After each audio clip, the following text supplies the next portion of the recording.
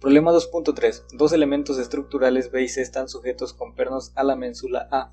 Si se sabe que ambos elementos están en tensión y que P es igual a 10 kN y que Q es igual a 15 kN, determine gráficamente la magnitud y la dirección de la fuerza resultante ejercida sobre la ménsula con la regla del triángulo.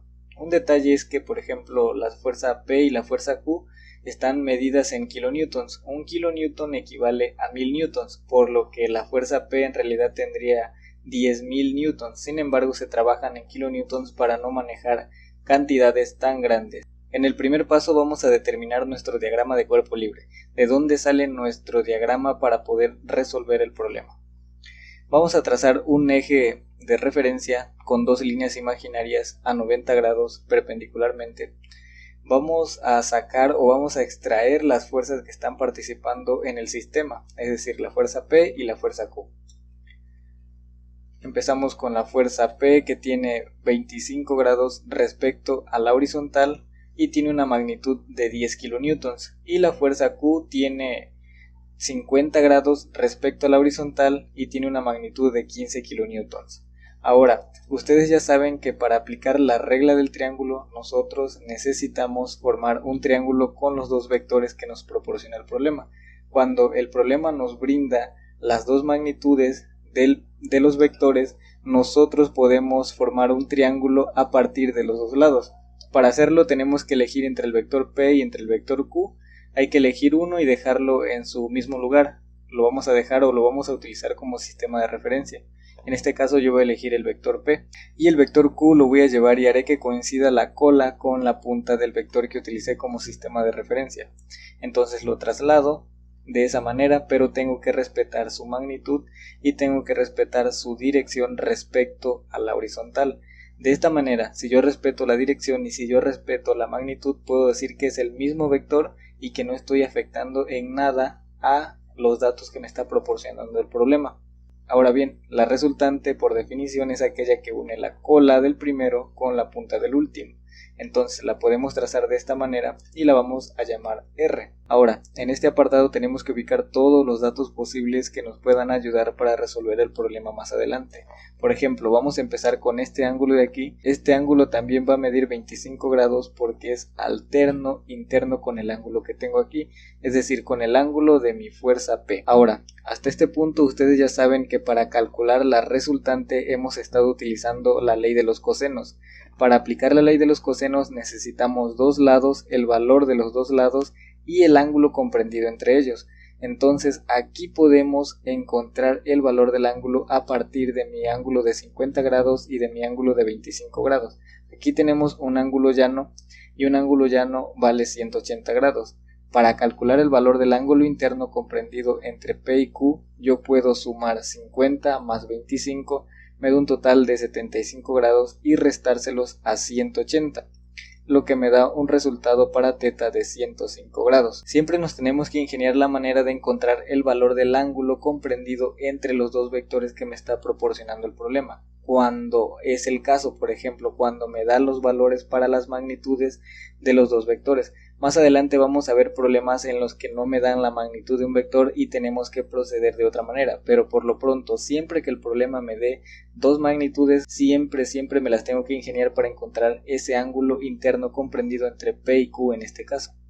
Ahora, para el ángulo de mi resultante es aquel que va desde la horizontal y choca con el vector, pero para calcular ese ángulo tengo que definir primero un ángulo completo, porque a partir de ese ángulo completo yo voy a definir a mi ángulo alfa. Le voy a llamar ángulo alfa al ángulo que voy a calcular, a la incógnita. Sin embargo, los dos son incógnitas, pero tendría que calcular primero el ángulo beta para que así le reste el ángulo de 25 grados y obtener finalmente el ángulo que estoy buscando. Y hasta aquí ya tendríamos todos los datos necesarios para resolver el problema. Si no le entendieron muy bien por qué puse estos 25 grados aquí, si les está generando confusión, les puedo ayudar con una línea imaginaria. Si trazamos una línea imaginaria al ángulo, nos podemos dar cuenta que dos paralelas, es decir, mi línea imaginaria 1 y mi línea imaginaria 2, están siendo cortadas por una secante. El vector P cumple el papel de esa secante. Y cuando tenemos esta característica tenemos que aplicar conocimientos previos de geometría. Por ejemplo, el ángulo de 25 grados es alterno interno con el ángulo que tengo aquí. Los ángulos alternos internos son siempre iguales. Por ejemplo, si tuviera 50 grados aquí, también serían 50 grados acá. Si tuviera 1 grado aquí, también sería 1 grado aquí. Es por eso que elegí ese ángulo de 25 grados como alterno interno al ángulo de mi fuerza P, de manera muy conveniente para poder sumárselo a 50 grados y así obtener finalmente el valor del ángulo comprendido entre P y Q. Y ya resumiendo todos los datos tenemos el siguiente diagrama. Aquí se aprecia un poquito más claro la idea de calcular primero un ángulo completo y luego restarle esa porción, es decir, yo necesito este ángulo completo para poder restarle esta porción que estoy señalando para que finalmente obtenga el valor del ángulo alfa, que es el que estoy buscando, que es la dirección que me pide el problema. Solución del problema 2.3.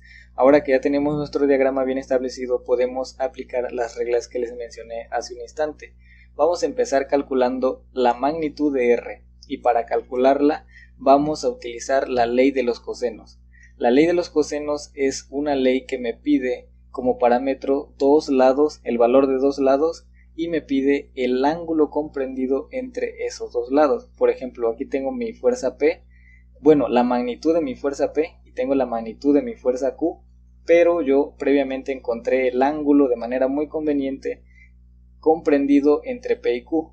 Teniendo estos tres datos yo puedo aplicar muy fácilmente la ley de los cosenos, quedando de la siguiente manera. Me dice que la magnitud de mi vector R al cuadrado va a ser igual a la magnitud de P al cuadrado más la magnitud de Q al cuadrado menos 2 veces P por Q por el coseno del ángulo comprendido entre P y Q.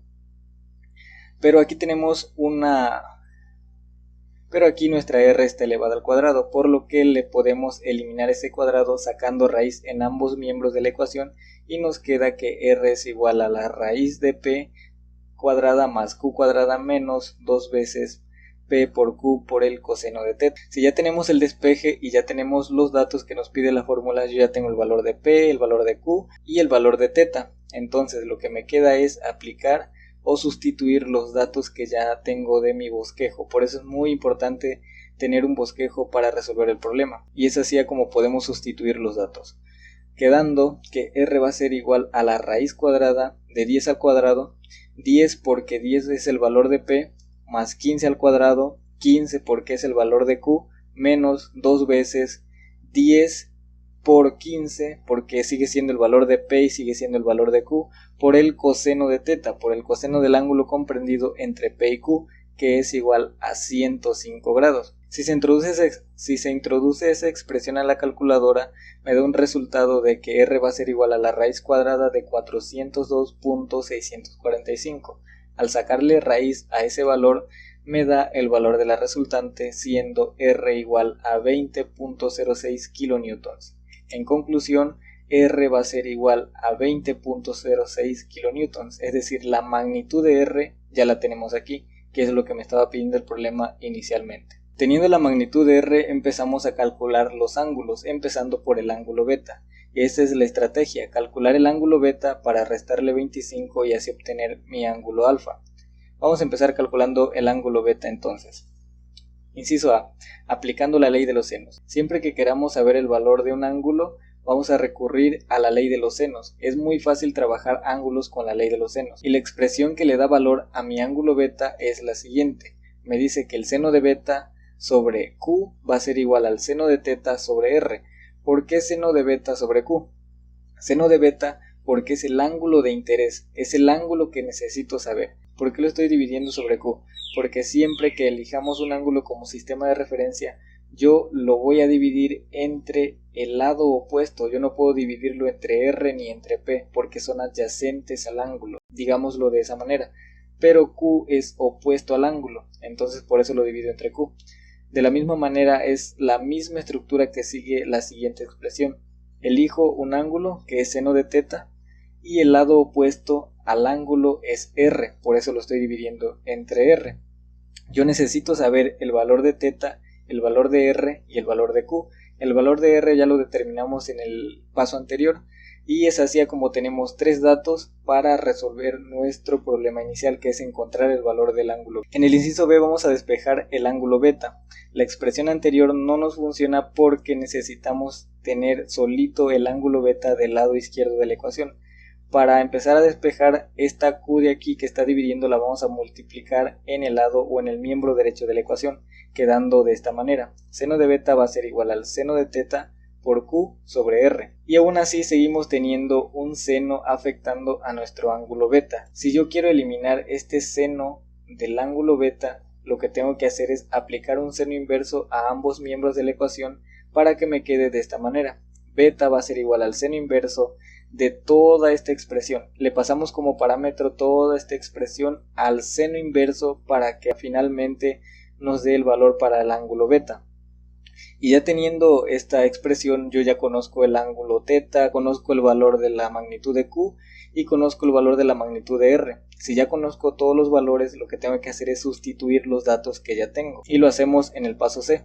Sustituir los valores. Beta va a ser igual al seno inverso del seno de 105 grados porque es el valor de teta, por 15 porque es el valor de la magnitud de Q, sobre 20.06 porque es el valor para R, que lo determinamos en el primer paso. Introduciendo esta expresión a la calculadora me da un resultado para beta de 46.24, y como ya tenemos el valor del ángulo beta, lo que tengo que hacer es restarle los 25 grados para que finalmente me dé mi ángulo alfa.